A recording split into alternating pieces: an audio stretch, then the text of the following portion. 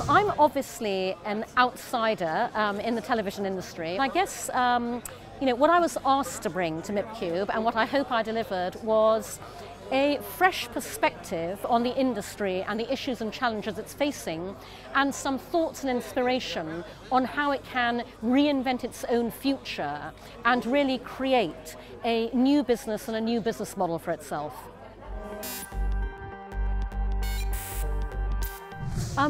I very deliberately have no agenda. I'm a great believer in serendipity. Everything good in my life has always happened through chance and luck. And so I come to a gathering like this and I look to meet people and talk to people and find interesting connections and interesting information, but I am not particularly looking for anything. I find that the best things happen through chance. I actually opened my presentation with a quote from Paul Graham of Y Combinator. He issued earlier this year a request for startups for his tech startup incubator, where he wanted startup ideas that were specifically designed to kill the movie and the TV industry. And in his request for startups, he essentially says it's not a question of if the TV industry will die, it's a question of when. I highlighted that to the audience because this is what a lot of people outside the TV industry think is going to happen, that the industry is doomed.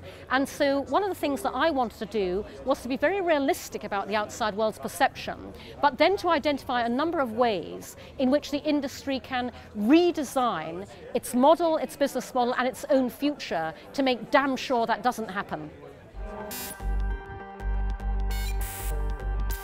Most people tend to move towards the future in increments, to take tiny steps, and inventing the future is really about deciding what you want the future to be and then making it happen. And I said to the audience, every single one of you at MIPCube has the opportunity to do that, essentially because nobody else is. So if you have the courage and the guts to go, I have a vision of the future that I believe in. I don't care whether anybody else does or not. I'm going to make it happen. That's how you make the future happen in the right way for you. Power is wherever you choose to put it and to own it. It's very hip for people to say, oh, the power is all in the hands of the user. But actually, the power can absolutely be within the TV industry if you look at what that power is in the right kind of way, and if you make it the right kind of power. I talked about the fact that today's consumer wants what I want, when I want it, where I want it, how I want it.